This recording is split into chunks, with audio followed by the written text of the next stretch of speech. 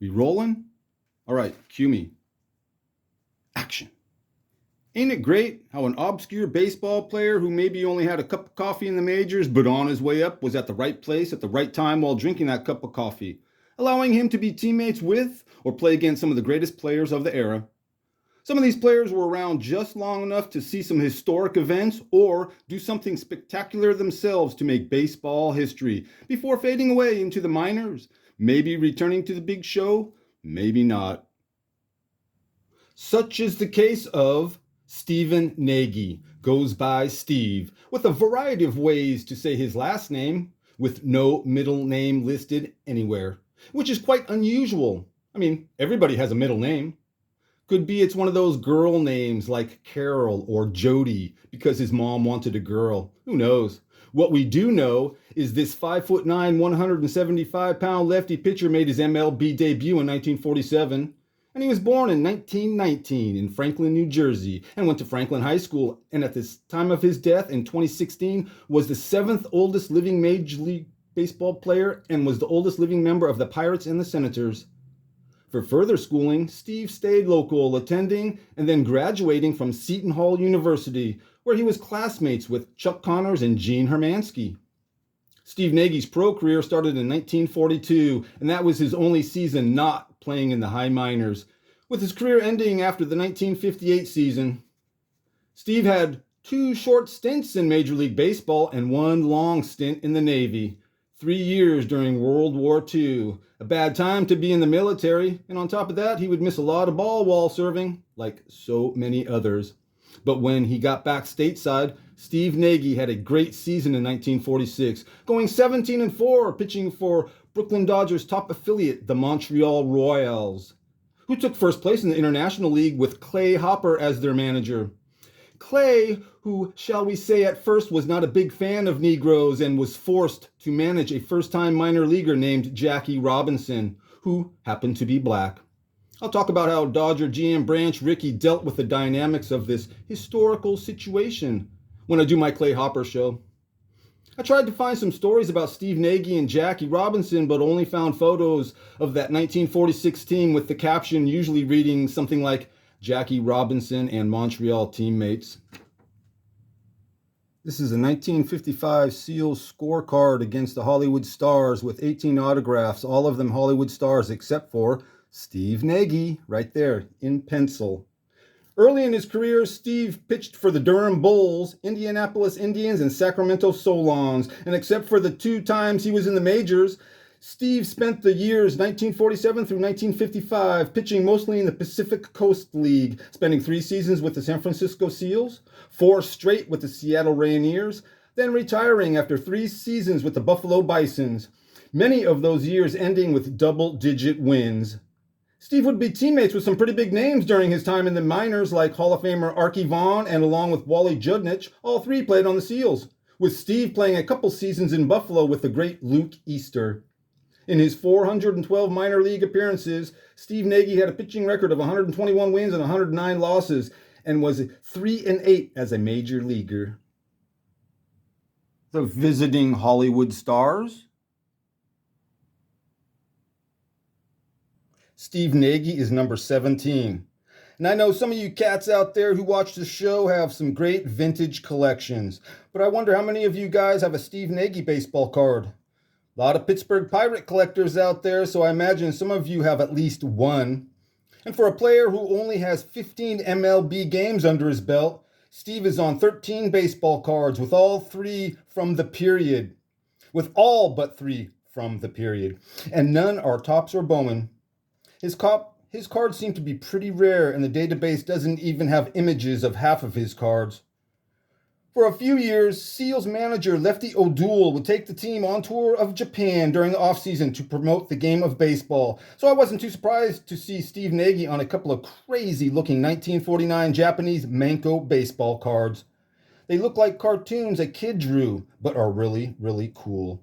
And you can actually see those online. And for the record, none of Steve's cards lists a middle name. I've done shows on Ted Beard, Ron Nachai, Lino Donoso, Bill Hall, Bob Garber. Down here is a Lee Walls. I got a show on Bob Del Greco coming up. Oh, Walter Mayles. Some bonus autograph action. There's a nice Don Klein here. Don't know whose autograph that is. I'm not sure who the Bob they're talking about. Good luck, Bob. And that's my Aunt Lila right there. She also says something about Bob. Could be that guy right there. This could be the end of the season. And after the 55 season, 1956, they were bought by the Boston Red Sox. So all these people were removed. Even my Aunt Lila. I finally remembered to ask my dad about the 3 autographs on that page I'll show you there with Ty Cobb and Tom Heath. The first thing I asked my dad was how to say Steve Nagy's name. He told me, and then he said, he was a lefty. Pretty remarkable, the stuff my dad remembers about lesser-known players. As far as that page in the autograph book, it's purely speculation on my part, but I say Steve and Tom Heath signed first, probably before the game. Then later on that day, up in the stands, in between innings, Dad got Ty's autograph, and it was Ty who signed last. It's really hard to say with all 3 signing so close together without crossing lines. Or maybe it was Steve Nagy who signed last after the game was over, and by putting his autograph next to Ty Cobb, it would stand out, and he'd be known and talked about forever. If that's the case, it worked.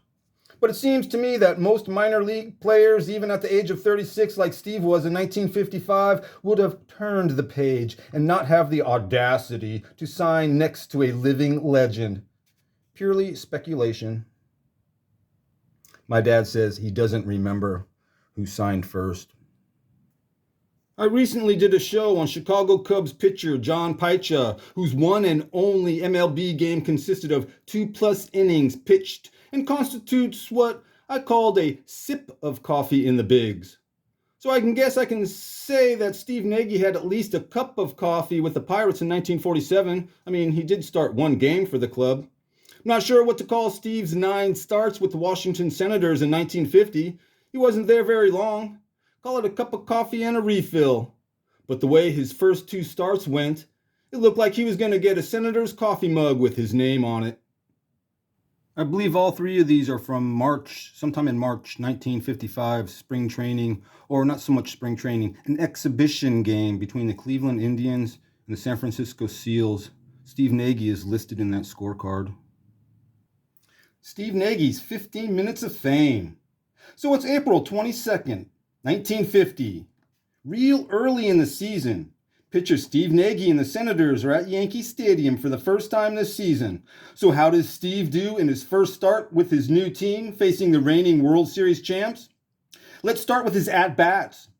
His first at-bat, Steve hits a single, getting an RBI and then scoring a run. And later in the game, took a base on balls. But it was on the mound that day that had people talking when Steve Nagy got the complete game win. As they say, he put the horse collar on Joe DiMaggio. Speaking of coffee, Mr. Coffee was 0 for 5 in that game. 4 fly balls and a ground out. Joltin' Joe was probably drinking something stronger than coffee after the game that night. And little did Joe D know that he and Steve would meet again 6 days later when the 2 teams played, this time at Senators Griffith Stadium on a Friday night.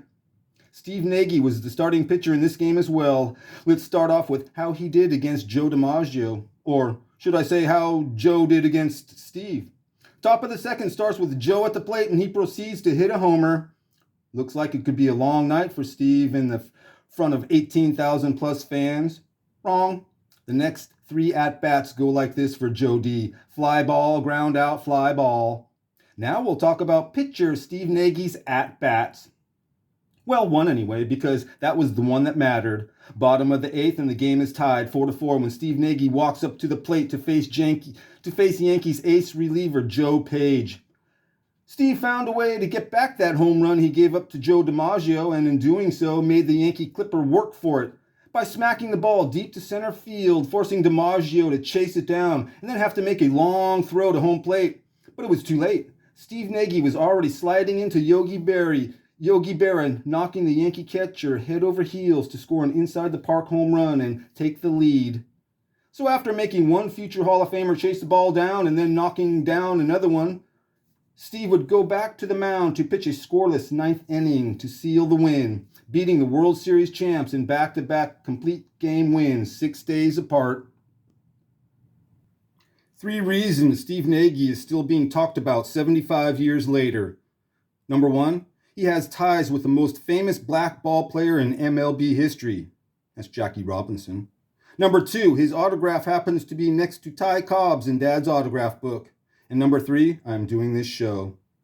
Otherwise, he'd be like the other 100+ autographs I have yet to look into or do shows on. Ball players buried in Dad's autograph book or on the cover of a scorecard. But ain't it great how a player can make it to the majors for a cup of coffee? And in Steve's case, while drinking that cup of coffee as a big league pitcher, was able to sit down a legend, Joe DiMaggio, as well as sit down with a legend, his teammate, Jackie Robinson.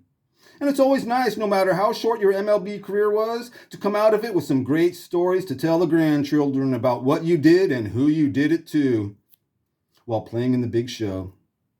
Steve Nagy would probably tell you himself that his best 2 MLB stories came from games 6 days apart 75 years ago when he faced a legend and in the process made a bit of a name for himself, just not a middle name.